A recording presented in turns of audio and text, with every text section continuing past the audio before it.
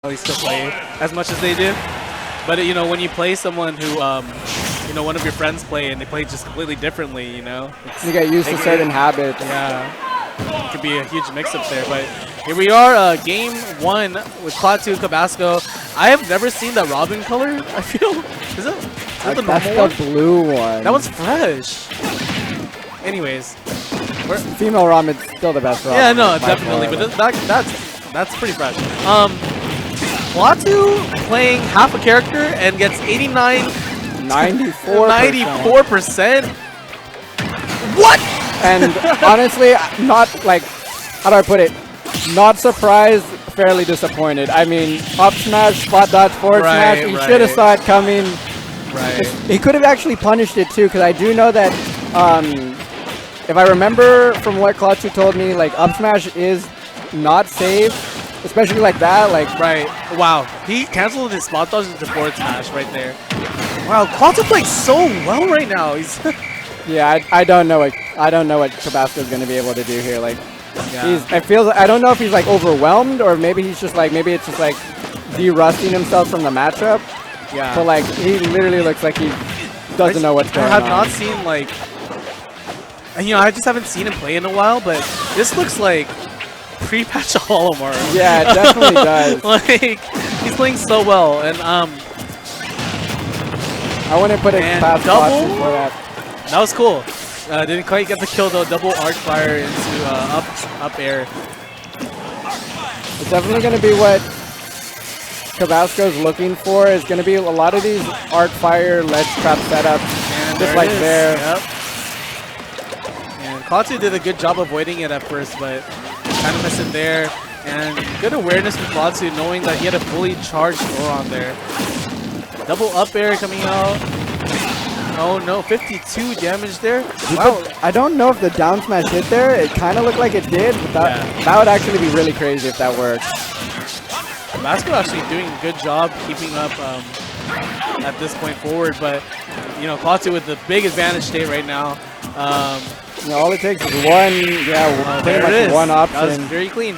Down B, get some invincibility into an up air.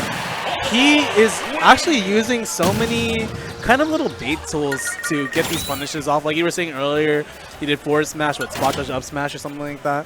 And he's getting like these down Bs into his aerials. It's just little options that you have to be wary of with Olimar. And his aerials, smash attacks and aerials come out kind of fast. His smash attacks come out pretty fast. I don't know about the aerials, but even then, like you've got to expect a hitbox coming out after his down Bs. You know, like they like to do that. They get the invincibility, wait for you, they bait you in to come in, gets an aerial. Gotta watch out for that. Very important. Yeah, I mean it's definitely something that hopefully Kobe changes or Kobazco changes in this next game.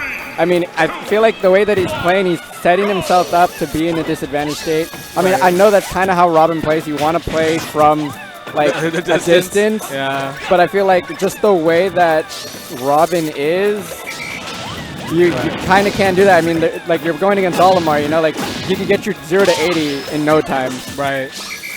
And Kobazco actually, really playing the patient game now. Wants to kind of out neutral him. I mean, no need to really commit to approaching, but because of that, he's getting free Pikmin to the face right now.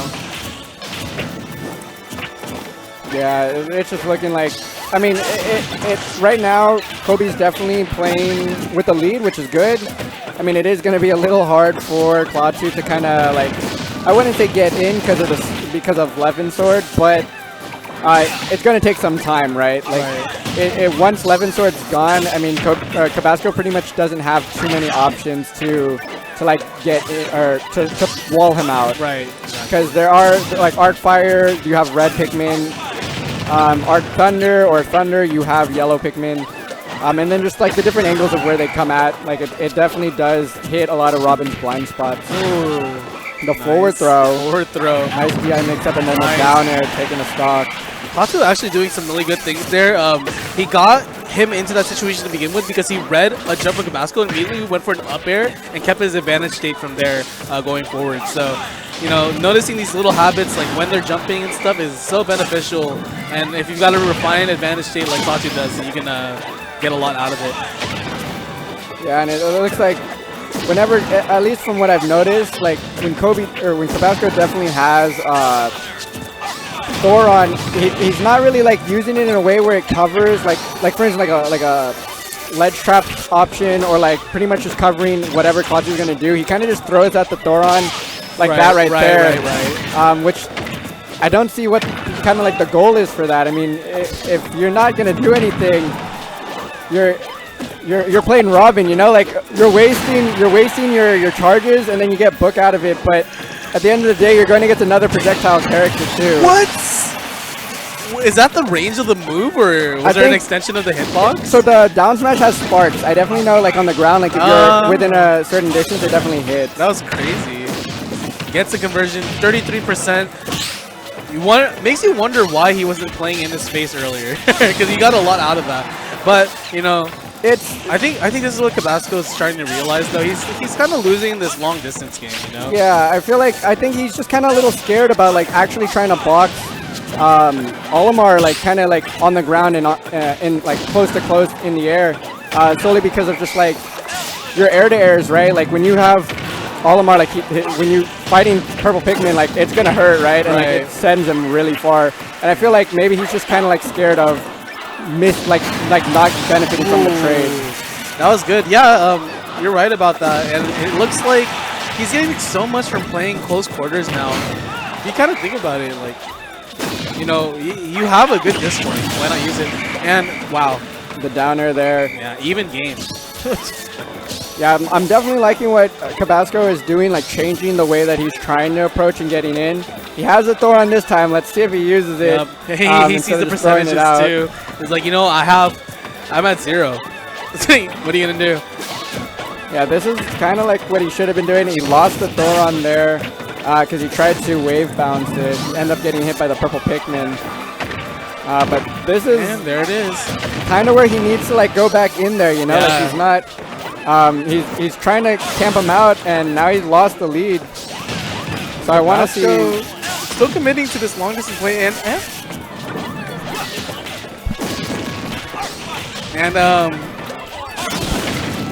wow, Kobazco really keeping the advantage in still, and gets a conversion, reads where he was going to go off that, gets an up smash, doesn't quite get anything out of it though.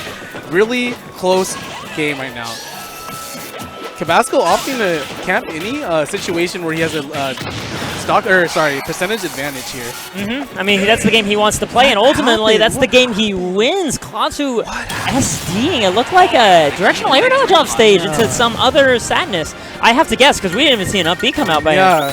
So to recap, like, Kobazco's strategy that whole game was to just not approach up until, you know, he had a percentage disadvantage. But the thing is that he was winning more trades being closer. So I'm wondering what the thought process was there, but it worked out in his favor towards the end.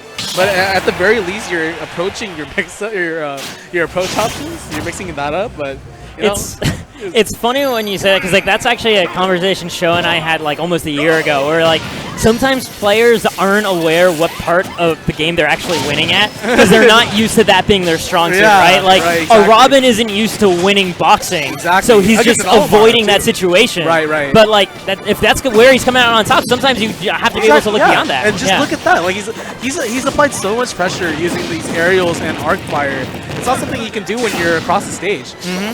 I think a big difference compared to like what he might be traditionally used to against Olimar is, of course, the shield change for Olimar, right? The fact that it's so much more pokeable. That is true. It makes any incoming sword aerial so good to do against this character. Oh, the extension there. Yeah, very nicely done. That white Pikmin serving Kobazco well. Traitor. He betrayed Olimar by dying. Like, gave his life for the cause. Wow, that was actually a really aggressive read there from Klaatu. Just goes for the raw up smash, gets a yellow Pikmin up air, doesn't quite get much out of it. And I like that. Reject that move with your Pikmin. Catching. Oh, unfortunate yellow, but. And short hop purple down air is like Klaatu's favorite thing. He did 3 things that could have killed. Okay, there it is. Yeah. But like, it just didn't happen.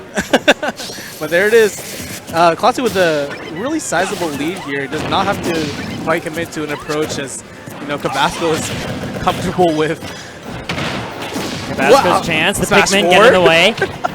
I was going to see a checkmate. Oh, dude, I was holding my breath for it as well, but the Pikmin do what they do. But it looked like it was an air cover that Kobazco was looking for. I think he was expecting just air dodge down. Right.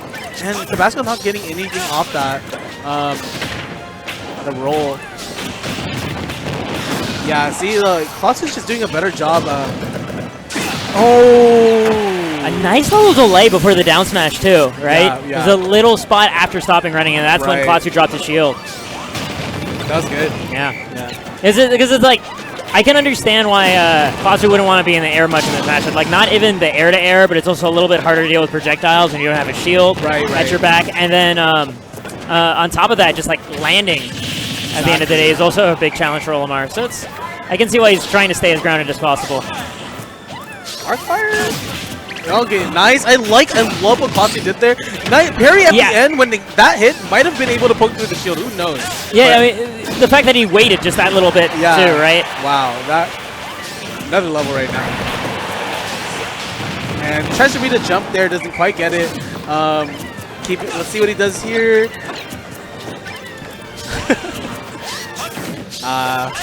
The projectile game. Okay. Nice. Wow, that was good coverage there. Yeah, catching the jump to deal with the block stun. Right. Like, and then that's Klaatu's got to notice. Like that moment just confirmed to Klaatu that whenever I smash on Kobazco's shield, he's jumping every single time. And I think we're actually going to see him just start cashing in on that really hard. If he gets to live long enough, of course. Yeah, because normally you look at that like, why did he smash attack there? And you know, sometimes people just do that to condition the next thing that's coming. You know. And I love that awareness from Klaatu. He's having trouble right now, though. Doesn't quite get anything off that ledge pressure. No punish on the regrab. Yeah, And Kobazco going for the down strong. Unfortunately, like, Klaatu had too much time to react to it. Right. Whoa, misinput. He's still alive. He just throws the book? Just throw the book at him, so Judge. Disrespectful. There it is. There was no blue in that lineup. Okay, wait, he's at 180. Come on. Yeah, but like... I was told to never fear Olimar. Yeah, it's fine. You're right. 180. Yeah. Hey, this is half a character. Come on. Like, we got it. Okay. Moving on. All right, you're right. Let's not spread too much misinformation here. Half a character doesn't get top 8 at CEO. Is that what happened? Debuzz. Oof. Yeah. Wait. He's alive. He's alive. He's dead. Oh, wow. Yeah, that I don't know what happened there. He kind of missed the ledge with his directional air dodge. Yeah, and then he wanted to hang on to his Pikmin, understandably. Tried to be as fast as possible. Didn't quite pan out, and now we have that same zoning game. And this is something I was talking about earlier in commentary, where Robin's one of those characters where, like, even if you have a lead, you don't necessarily want to just, like, run away from Robin, because Robin gets setups. Robin gets charges back on all their books. Robin gets, like, Arcfire. Robin gets Thrawn or Arc Thunder. And then once they finally get in, once they have all that stuff ready to go, their ledge trapping just gets insane. Oh, he misses the downer there. But yeah, Klaatu was getting so much off Kobazco playing back, you know. He got him to 97 because Kobazco did not want to commit to going in. And he gets the jump. Doesn't get the kill, but 135. See how he covers the ledge here? Oh. He was expecting neutral get up to shield, but Kobazco opting for the roll, but here we go. And that's it. That's just the danger of Arcfire right there, especially against the shorty who just gets to stand under it, see Arcfire sail over his head, and have all the time in the world to punish. Did you know